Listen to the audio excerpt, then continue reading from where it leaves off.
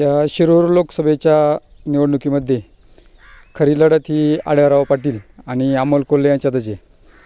परंतु तसा विचार दोन्ही उमेदवारांमध्ये जर विचार केला तर आढळराव पाटील हे समाजात पूर्णपणे मिसळलेले आहेत, पूर्णपणे त्यांचा समाजामध्ये वावर आहे। अमोल कोल्हे जरी भूमिपुत्र असले तरी स्थानिक पातळीवर सुद्धा त्यांचा संपर्क कमीच वाटतोय। कधी कोणत्या कार्यक्रमाला किंवा काही आलेले ते जास्त दिसत नाही।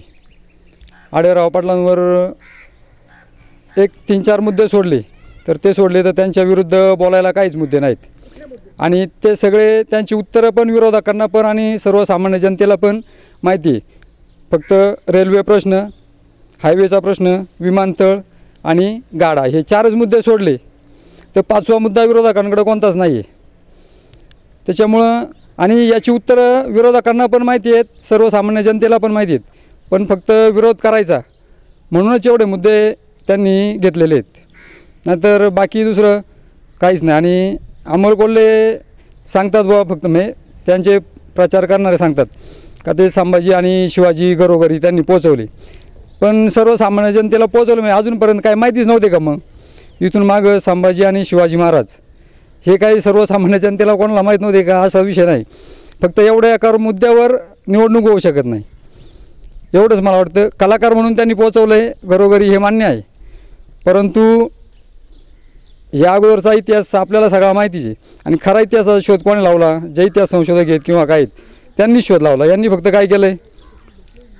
वाटायचंच काम केलं आहे थोडक्यात फक्त, पण पूर्ण अगोदरच मिळालं म्हणजे जे इतिहास संशोधक वगैरे आहेत त्यांनीच आपल्या पुढं हा इतिहास वगैरे मांडलेला आहे। बाकी कामांच्या बाबतीतही पण आढळराव पाटलांकडे जर कोणी गेलं काही झालं तरी पण काम लगेच होतं त्यांच्याकडं। तसं अमोल कोल्ह्यांचा काही अनुभव नाही, काहीच नाही।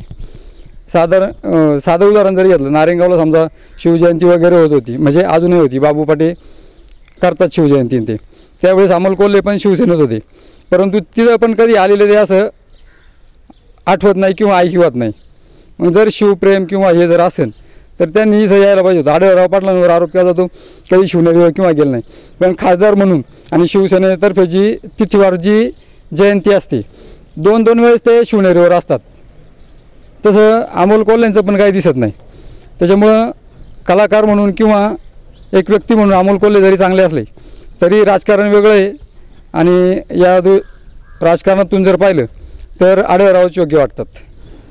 या निवडणुकीच्या निमित्ताने अमोल कोल्हेंकडून एक असाही प्रचार केला जातो की संभाजी मालिकेसाठी त्यांनी फ्लॅट विकला आहे, परंतु जर खरंच फ्लॅट विकला असेल तर त्याची खरेदी विक्रीची जी कागदपत्रं आहेत ती समोर दाखवायला पाहिजेत, किंवा जर तसा विचार केला तर आज अमोल कोल्हेंकडे दुसराही फ्लॅट आहेच आहे, मग त्यांनी जर हा विकून तो घेतला असेल किंवा 2-2ही असू शकतात, ते जर खरोखर कागदपत्रे समोर असतील किंवा काय तरच ते खरं का खोटं ते समजेल, परंतु यावरून फक्त भावनिक राजकारण केलं जातं असं मला या ठिकाणी वाटते।